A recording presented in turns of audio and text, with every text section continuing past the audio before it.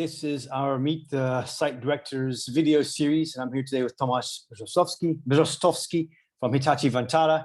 You're in Krakow, I'm in Warsaw. Beautiful day today here. So thanks for taking some time for this short kind of insight into what Hitachi Vantara is doing in Krakow, inside your center, and also in general what you're seeing as you travel kind of around the world. So welcome, Tomasz, and please give us a little bit of quick intro about, first of all, yourself, and then also what Hitachi Vantara is doing in your part of your world. Okay, so in Hitachi world, I'm wearing three hats really. One of them is VP Global Finance Shared Services for Hitachi Vantara, so overseeing the centers in Krakow, in Kuala Lumpur, and Hyderabad, India, the finance folks there. The other hat is I'm working directly for Hitachi Ltd. Hitachi as a conglomerate consists of about 850 operating entities, roughly $90 billion revenue. Vantara is entity number 7, 3.5 billion. So I'm supporting Japan, to help them establish something which we already created for Vantara, which is global business services, not just for one entity, but also for the others. And my third hat is being decided for Krakow. So finance team is directly reporting to me, but in Krakow we have also business support, IT, HR, business intelligence, engineering. So I'm kind of slightly, making sure that we talk one voice, we are united, and we are one Hitachi. Okay, I want to come back to later to the global plans for Hitachi Japan, but let's go a bit more. Tell us a bit about your background, your training, your education. How long have you been with Hitachi Vantara? I've been working for Hitachi for 10 years. Prior to Hitachi, I was working 5 years for IBM Business Transformation Outsourcing. That's the way they got called that time. Now it's like services. I was supporting Japanese client, the car manufacturer, client of IBM, and probably that's how I got into the Japanese world. Prior to which, PricewaterhouseCoopers, I'm a certified auditor, certified internal auditor. I did study in Germany, in Australia, and of course, partially in Poland as well. Right. Okay. So Hitachi Vantara right now in Krakow, you mentioned some of the services you're providing, and you've got about how many employees, where that's going. And let's just start straight on to the employee side, because everyone in the world, that's a big issue right now: recruitment, retention, managing remote teams, managing teams, keeping them motivated. Tell us a bit about what Hitachi Vantara has done in that space, human relations, human capital space, over the last 18 months, and what you're going to do as you unwind this COVID issue. Sure. So I have 450 team members here in Krakow. Our aspiration is not to be the largest center. Of course, we're never going to beat Shell or UPSs of the city. But I always found that weird anyway. Why does someone want to be so big? That's not, I think you better be best. Why exactly. Yeah. So no, I don't think we'll ever get that big. Our aspiration is to be the center that has got the most advanced scope of a support. I'm sure that every center director would say such a thing, but I really believe that we are probably top 10% in terms of categories of services that we provide to Vantara. And that's really what, is keeping our teams motivated and together. Well, in terms of COVID, so in our Hitachi values, trust is one of the most important values. Pioneering spirit is another one. Flexibility, another one. I guess what we are doing right now, trying to combine all three. So at this stage, what I stated to my employees during COVID times or post-COVID times, I want to offer to my employees total flexibility and total trust, meaning they can work from anywhere. Well, according to Polish law, they have to work from Poland. So I guess that's the only limitation I need to impose on my teams, because that's what law requires actually. But honestly, they can work from anywhere, total flexibility. And I think they value really that, we noticed that certain things which until 2 years ago we thought are impossible to be done remotely, they can be done. We can close the year, we can coordinate the audit. I think Hitachi is probably Vantara, the only entity in Krakow, GPS, where the head auditor of, that's the big four company EY is based in Poland. So the entire audit is coordinated out of Poland for a global corporate, which is, I think, unprecedented. Those things can be done, tax declaration, business support, engineering, business intelligence, that can be done. And it works. And it works really. We haven't noticed any drop in productivity, where our company also noticed that certain functions which up until 2 years ago They thought they wouldn't be centralized in places like Krakow because, well, Tomasz, it will not work. Time zone, local presence. They work remotely in California, Switzerland, and UK. So now they're thinking, hey, if they work there, they can work from Krakow. So yeah, we have an inflow of quite interesting stuff and tasks that we are just deploying to our team members, also in a remote work. As I said, currently, everybody can choose if they work from office, from home, like total flexibility. Well, they just need to sign if they come to the office. Interesting trend is that on average, about 20 employees out of 450 come to the office, which is like, 5% of the headcount, which means the team members appreciate the fact they can work from home. What worries me though a bit is, of course, the team spirit. So we are trying to make sure that they see each other, meet each other. So being very frank, they have, I don't want to call it unlimited budgets, but they have a quite much full flexibility in terms of meeting for a lunch, team building, integration events. We save plenty of money on our facilities.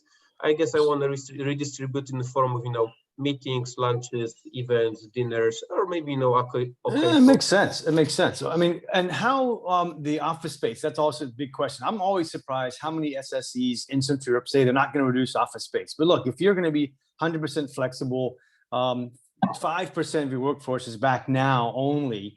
How does it make sense that you would keep the same level, the same footprint of office space? It will not be. Yeah. It won't be there. So I had a debate with Vice Mayor of the city, Mr. Muzyk, about it in Krakow Philharmonic.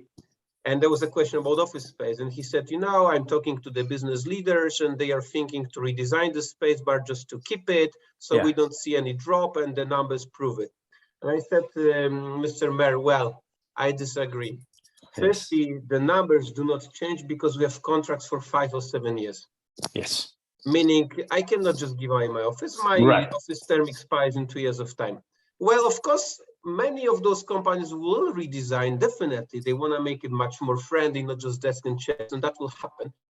Inevitably, I said, it will lead to the decline of office space. When the time comes that all the companies need to renegotiate or hire a new office space, the economy will matter. If you use 50% of your space, maybe you want to keep 10, 20% for extra place to meet. You'll just give it away. I'll answer the question to you directly. What does it mean for Hitachi? Our office space expires in 2 years of time, August 2023. And I think I'll give half away of that. Not because I want to save money, because my employees are telling me that on average, 5 or 10% of them comes to the office. If I keep half, I can still make it very appealing, interesting to them. But what most likely will happen is I'll want to rent this new office space somewhere in a city center. Somewhere, a location which is modern, which is unique, where people are proud of the fact that this is where they work. So that's what I said to the mayor. Interesting. I think in the prime locations, not too much of a change. Maybe the prices will increase, but locations with now tram connection outside of the city, which is also the location of where we are right now, Armii Krajowej, they might be, those landlords might have a challenge to keep us. Overall, I believe there'll be a drop. It will just take a few years till our contracts expire. Okay. So Tomasz, you're traveling all over the world, really, and you said you're doing lots of traveling across Asia, of course, and India. Tell us a bit about what you're seeing for incentives or ideas for employee engagement, team building, et cetera. What have you found inside Hitachi or other people, other companies that you've seen? What do you, 1 or 2 or 3 ideas that you've seen that are really compelling, and maybe a couple that just are terribly uncompelling and don't work at all? I'm curious to hear your thoughts on that. Well, of course, it will depend per location. In India, there isn't very much that you can really do currently. In Malaysia, unfortunately, neither, in fact, right? So we, of course, do the standard stuff that all the others do, like, virtual coffee or, virtual lunch, where, of course, employees can just expense it. We started doing virtual team building events. They are very difficult. To do something virtually, which really works for the employees, first, is not cheap. It costs the same as, when on site. And it's difficult. So what we did, we have a committee called CSR and Team Building Committee. Meaning I have, I think in Krakow, 12 team members. I have like 5 in Kuala Lumpur, which are employee representatives. They would talk to employees, hey guys, we have a budget, we want to do it. Tell us, what do you think is cool? Right, so what we did in Krakow in the deepest pandemic, I think it was autumn last year, where we're celebrating our PEF day. I think these were events like taking 3-4 hours every day in the afternoon. You know, stuff like cooking classes where we would per courier send the stuff to employees. You know, they have ingredients. What was definitely interesting for them was, you know, drink making classes where we just shipped small bottles like 100 milliliter liquors, like 6 of them. You know, that they were doing the drinks, right? We invited some of travelers to be talking to our employees. We're thinking about the theater play. Yet the Polish versus English language was a challenge. We're thinking about virtual concert just for us, that kind of a stuff. Luckily, in Poland, the COVID phased out a bit, at least between the waves. So 3 weeks ago, we hired quite big, open space outside of Krakow that can cost up to 3,000 people, meaning we managed to disperse ourselves and really had an on-site event, you know, lots of sport activities, smaller groups, of course, watching all the safety measures, you know, that our employees keep safe, and the team lunches, as I said, no budget limits really. I mean, I know they will not be going every day, you know, eating and calamities or something like that. So I encourage my team members really to meet on site in groups like 5 to 10, and just talk, have fun, and then probably go home, not to the office. If they want, they can. And so, how much of your this flexibility and the, let's say, bonuses for, let's say, extra expense budgets for that kind of team building helps you retain your employees? Let's talk about some bigger SSEs in the region. If they offer your employees 20% more, are they going to go? Are they going to stay? I mean, tell us the impact of that. Well, and that is a quite interesting debate I'm having with other center heads, because I'm offering total flexibility, meaning probably many of my team members are outside of Krakow, maybe with their parents, families, friends, maybe just hiring cheaper flats, you know, or just staying somewhere. Once I was talking to my employees like a town hall out of my camping house in the middle of the forest. And I just, shut down the standard background, which I have. We are connecting Zoom on Teams. I have a background from my office. And they said, "Oh, Tomasz, you have a nice photo." I said, "Actually, it's real time, guys. I'm in the forest." I don't mind if you do the same. And if job is done, I totally appreciate it. You need to get out of your homes if you can, really. You know, it could be somewhere in the forest as long as you have a connectivity, had LTE connectivity. So people appreciate it. So I think other companies, they are imposing some sort of a hybrid model, saying, I think, 2 days from the office, 3 days from home, right? Whereas if I'm offering total flexibility, I know that my team members will not leave to the other GBS because they just appreciate the fact. So short term, medium term, I think I have an advantage over those centers that are having certain rules. Long term, however, I'm thinking, what will that mean for my organization, right? Because in 2-3 years of time, if I keep that model, I'll become a global digital organization, virtual organization. So if somebody asks me, "Tomasz, what is your DNA?" I can say trust, flexibility, pioneering spirit. But what really unites your teams, this just on the top of those values? Currently, I would say it's Krakow. It's people know each other. It's the Krakow talent, meeting face to face, being, I don't want to say like a family, but a group of friends, I would say. In the future, might be difficult. So medium, short term, I love my plan. Long term, I'm debating what is the right thing, right, to do. As of now, this is our model. It works very, very well. And I see that the people appreciate the flexibility. Last year, attrition, my finance teams, I wanted to 9%. And that's really gross. I'm not counting regrettable, not manipulating the numbers. Somebody signed the contract, didn't show up, somebody didn't make it through temporary period, I count it all. It's 9%. This year, it has grown to 11% when I extrapolate the numbers. So that's really the gross number. Still pretty healthy, I need to tell you. So let me talk about employees and recruitment and having to get people difficult. That's a global problem, of course, and the intersection of that with automation and productivity among those people.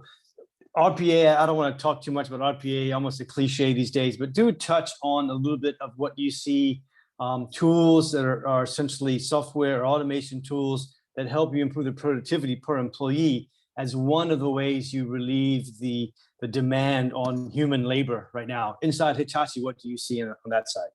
Well, I think the standard stuff, we are robotizing, automating on the lower end, and we work with automation anywhere. And then we are deploying team members to those advanced processes, and that works pretty well. So I actually had a couple of days ago, and well, they call it Tech Talk Power Speech at Hitachi ABB Power Grids, because Hitachi would have Vantara in Krakow, but Hitachi ABB Power Grids is another Hitachi company. And we talked about it actually. And what I told them, hey guys, the more you ask question how and what in your work, the more likely it is that your job will be robotized. The more often you ask question why am I doing that, challenging the status quo, the less likely it is that it will get robotized. So we are deploying the people from simpler to advanced processes. But of course, you need to be careful. Once I talked to one of the EMEA CFOs on one of the pharmaceutical companies, also based here in Krakow, and the lady friend of mine said, Tomasz, out of 10 excellent record-to-report accountants, only one will become excellent controller. So there's of course a lot of learning and development, development that we need to be working on to redeploy people from GL to controllership, to FP&A, to BI data science. We can do it because we have this talent pool, but there is also a challenge, and that's what I'm trying to articulate while talking to university professors. If in 5 or 10 years of time, those lower end jobs will be robotized, and I'm hiring people for high-end jobs, now I can train the juniors.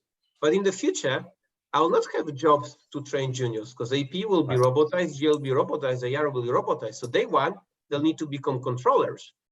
And day one, I won't be able to get that talent from universities. So either we start working because they don't exist right now, because they won't be there. There'll be kind of a skill set gap, huge demand for advanced roles, which I'm witnessing right now, filling in, with the resources whom I'm upskilling. But in the future, as I said, those simple jobs, learning simple jobs will not be there. Robots will be doing that. They'll be automatized, or maybe they'll just offshore somewhere in India, Malaysia, or Philippines. So the interesting challenge is coming to us, and the skill set gap challenge, I think, will be bigger.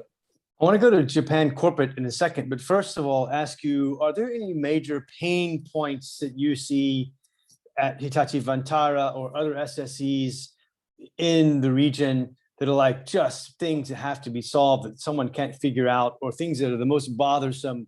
Just it's kind of a general question for you. But what are my biggest challenges right now?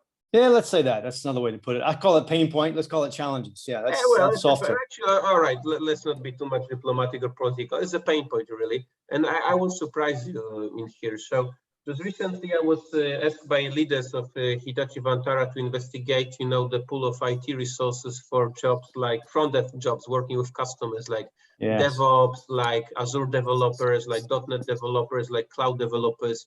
And we are talking big numbers of people that we would like to hire in Krakow. And we started investigating the market, and can't find them. The conclusion was that there is such a talent. Yes, there is, but the demand is much bigger than supply, and the costs are much higher than in Lisbon or in Barcelona, unfortunately, which is pretty worrying. Because I think, and that's what I also mentioned last time when we had this ABSL inside discussions, I'm saying that we're becoming victims of our success. Everybody knows there is a talent in Krakow, so everybody comes to Krakow, and the demand is much higher than the talent pool. The talent pool is big, the demand is huge, and at the end, companies might say, well, sorry guys, I have no money, I have no time, I have no energy, I want to go elsewhere, and maybe the cycles will change in a few years of time. That's what was worrying. Okay. Interesting. So going back to Japan, so Hitachi globally, and let's open that up to a bigger discussion about Japan corporate overall. And I'm curious, having worked with Japan a little bit, it's probably coming from Japan subsidiaries in Western Europe. That's, of course, a big movement. A lot of those Japanese companies in Western Europe have really not moved their operations into Central East Europe at all. Surprised. Do you see now on the Japan side corporate an awareness that this is more important to do? There's some savings there, and tell us as much as you can about what Hitachi's precise plans are at the global level. Sure, and that's quite interesting, because Japanese companies are risk averse. They don't like risk.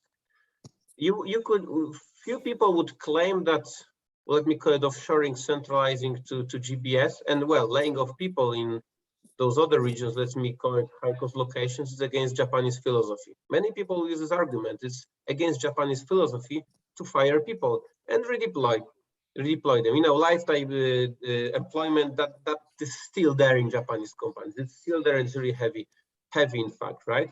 On the other hand, Japanese companies, they start benchmarking themselves against Korean and Chinese companies. I remember when we had a visit of our Hitachi Ltd. CFO to Krakow, and he came with a deck.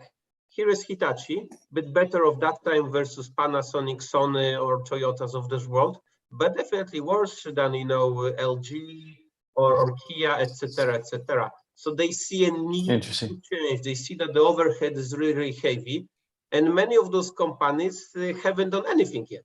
There are several, of course, who established their successful centers here in Poland, in Wrocław, Gdańsk, you know, Kraków or Warsaw. There are several who have gone to BPO, but I think it's still a quite small portion of a cake, in fact. So they see they have to do it, you know, they have to change, they have to amend. So what is Hitachi saying? Firstly, they want to globalize their operations. The Hitachi Limited target is that 60% of the revenue has to come outside of Japan. And that can go via, of course, organic growth or by acquisition. So like the acquisition of the ABB Power Grid business, the best evidence of that. Acquisition of Global Logic, who, by the way, also has centers here in Poland, and one in Krakow, I think 7 centers in Poland, total or 8.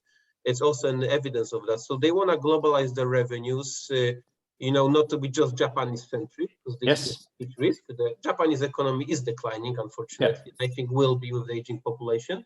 And the other thing is, is huge focus on the overhead, standardization, improvement, and at the end, accepting the GBS concept. It takes longer than it would take for an American company. There isn't such a thing as the CFO mandate. I'm the CFO. We're going to do financial services. It's rather discussion, it's brainstorming, but this is happening and definitely happening for Hitachi. And, you know, for Hitachi, there are 2 operating companies that have shared services, really. One of them is Hitachi Vantara. So, well, I'm running the show in here for finance. And the other one is Hitachi ABB Power Grid, whom we acquired actually last year. And we inherited those GBSs. One of the centers also in Krakow. So, well, the Hitachi Limited eyes are on us, actually. Krakow, Hitachi Vantara, Krakow, Hitachi ABB Power Grid, with our locations in China, Mexico, India, and Estonia, I believe, for Power Grid. So amazing, just scoped for improvements just within Hitachi itself, right? We are talking about, come on, it's crazy. When I saw these numbers, you're talking about tens of thousands of potential roles. Potential. Then when you try to investigate it, you know, standard logic, okay, maybe here not, maybe we are different, maybe we are exceptional. All the stuff that you hear when you talk about shared services, GPS, outsourcing, insourcing, whatever you call it. And this is for us, you know, to peel off the onion. We are experts in our center in Krakow, is I think, well, I should know, not just think. We'll be celebrating our 14th birthday in November. So yeah, huge respect in Japan. We are the experts. When they want to learn about GBSs, they come to Krakow, they come to us, and then they would go to India and Kuala Lumpur. But I think we are the first point of contact in here. So running the show, really. And again, asking the question why rather than what and how. Right. Okay. Interesting. And thanks. It's really good. I want to keep this relatively short, but I understand I called you earlier. You just come back from a motorbike ride. Tell me where you've been and tell us about your plans to Kyrgyzstan.